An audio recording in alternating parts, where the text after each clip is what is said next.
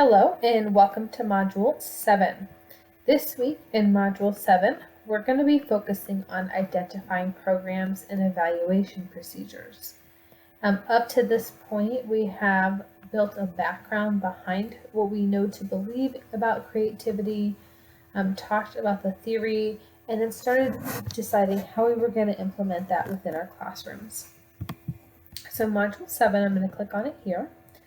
We're going to be doing a few things. So our key question is, how can the outcomes of creativity be assessed and evaluated? So when you give your students a problem or they're actively engaged in a creativity activity or skill, think about how they're going to be assessed and evaluated. That's hard. However, we did talk about that in the previous module when it came to looking at the way we score and assess creativity. Okay, so our key concepts. We're going to be examining the role of self-assessments and portfolios in the evaluation process. We're going to describe characteristics and appropriate criteria used to assess creative outcomes and products. And we're going to identify curriculum programs that serve as initiatives for fostering creativity. There is no Teams meeting in this module. However, you'll be watching this video and performing each of the tasks. So we have a lot of assignments this week.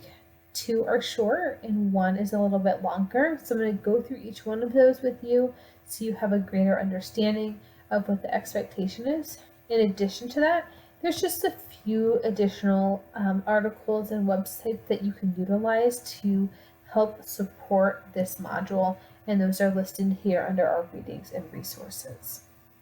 Let's start by going over our creativity warm-up.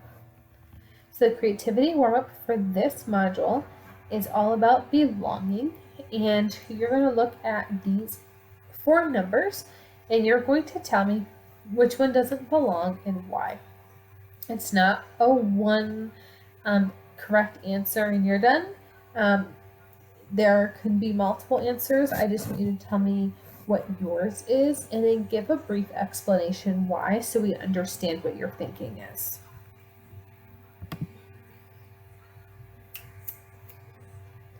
Okay, now our first assignment is assignment 14, and this is comparing and contrasting programs. When we typically use the word programs, you might think like a gifted program, but really it's not a big overall scope type of program, although it could be, but it is just an initiative in order to help support and foster creative and critical thinking. This can be done naturally or embedded in your classroom or at your school. So I know we have ELP, after school clubs. This can fall under that category. It can fall under Makerspace in your media center. It can also fall into what you are naturally teaching within your classroom. So let me give you a couple examples before I open up the document. So your first step is you're going to choose 3 of these programs. These are some of the programs. You have more options if you want. This is just what I listed down for you. If you have something that falls into a category similar to this but is not on that list, go ahead and use that instead. But I wanted to make this as easy as possible for you. So your examples are Makerspaces, which is really hot, at least in the media world right now, Genius Hour for research, TED Ed clubs, STEM clusters. So if you're a full-time gifted center, or you want to know about this, because some schools are not full-time gifted centers but still do STEM clusters within their schools, Odyssey of the Mind, Future Problem Solving. Again, there are other programs that are related to this. If you have one in mind or have taught one, feel free to pop that in now. So then you're going to read about them just so that you have a very general understanding. You know how the club is supposed to run, what the expectations are, what it's supposed to look like. There might be a big variety in that. That's fine. Go ahead and just read about it, understand it in a general way. So then you're going to take a look at this document, and you're just going to complete this document with the 3 that you chose, the 3 programs. So program 1, program 2, program 3, you're going to answer the same question. So write the program here. What is the purpose? In 5 Sentences, you're going to give an overview. Please do not copy and paste. I can always tell. Who can join this? Is this age selected? Is there competitions involved? Is there a presentation? Is there an authentic audience that's involved? And then where do you see the skills being taught in this program? And let me give you just a brief example. A program I did not list, but I have done and our district does is STEM clubs. And so that could also be one of these options. And when it came to this question here, is there a competition, community presentation, or authentic audience? One year when I particularly taught STEM, we did an entire unit on bridges in bridge building. And I had an authentic audience. We built them, they studied them, they researched them, and they were able to use recycled materials or craft supplies to then build the best structure they could. I went ahead on my own and reached out to the Florida's engineering firm, someone who specializes in bridge building. That person reached out to me. He works for the state of Florida. He came into my classroom, talked to the kids about what our project related to the real world, and then he got to see all of their projects. He came back quite a few times. That was amazing, not just for the kids, but for him to see that we're actively trying to engage and give kids authentic audiences in real world jobs. And the kids were able to see this is not just something that I'm doing for fun. This could be my job, and there's so much to it. Okay, so that's the first step. And then the second step, you're going to create a Venn diagram. On the resource page, there are plenty of places that you can go to create a Venn diagram. Canva, Piktochart, PowerPoint. There are Venn diagram makers where you can download JPEGs and then input them right in here. And you're just going to add your photo right here instead of attaching it as a separate document.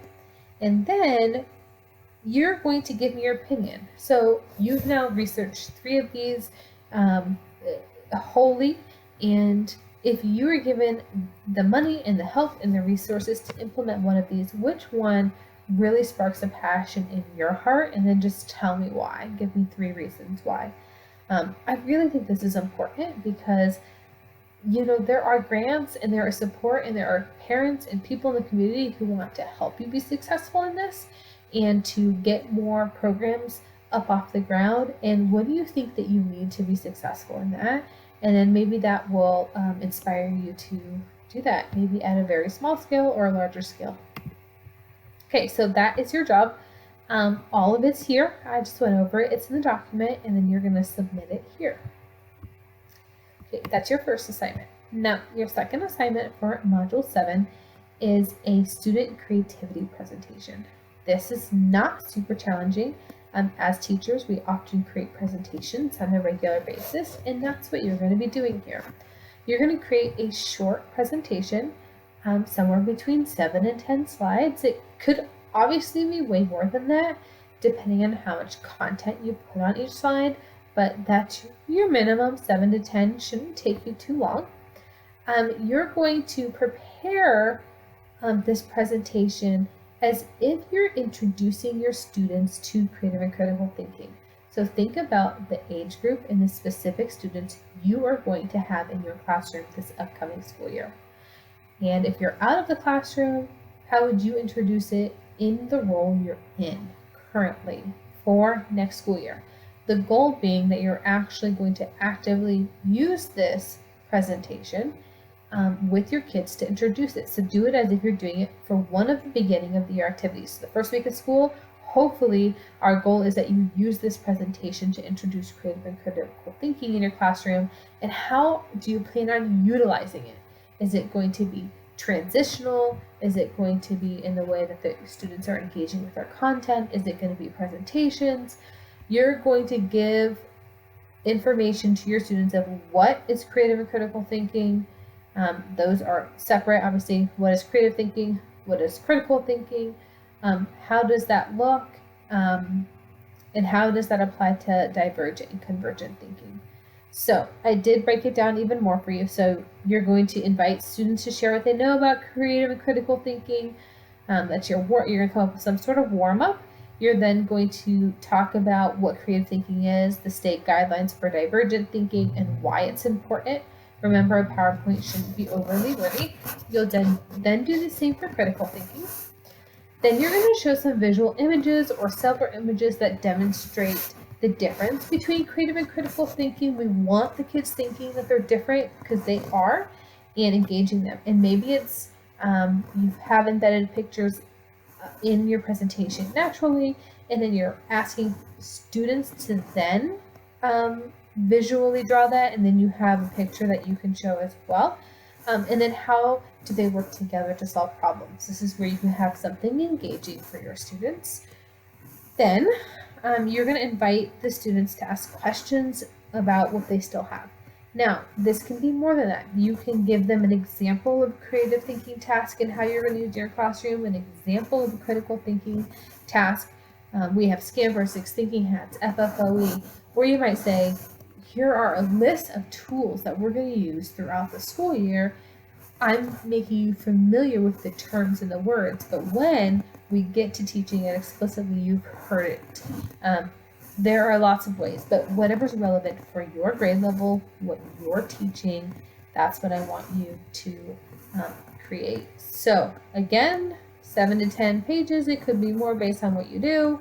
An introduction, a conclusion, and all that information there. Remember, don't let it be too wordy. It's okay if it's minimal in the way that you should be talking it. You shouldn't be reading right from your PowerPoint.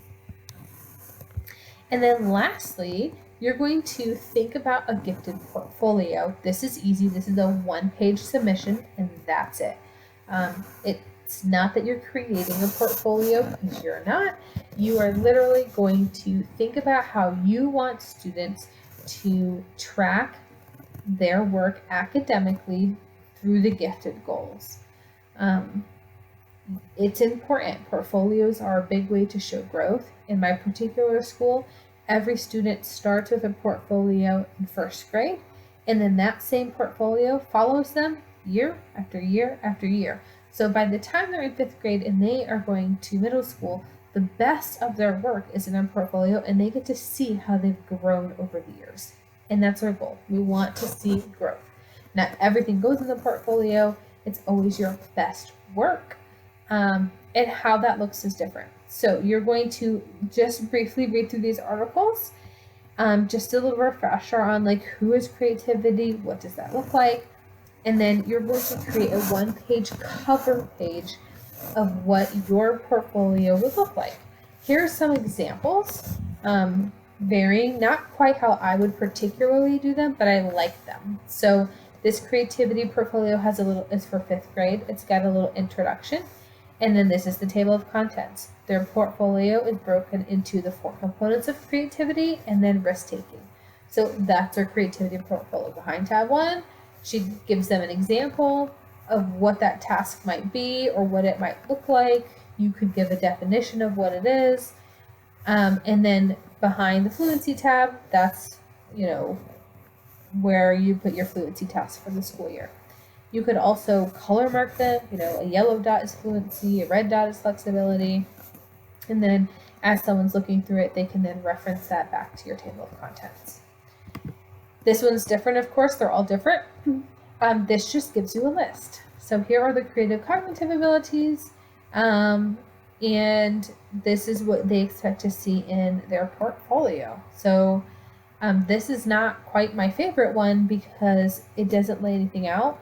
I particularly use tabs. I had a cover page that had 8 sections, and my parents would send in 8 tabs in a binder. And so tab 1 would be their data, and that would look like tests, quizzes, pre-tests, anything that had a project that had like a strong grade to it.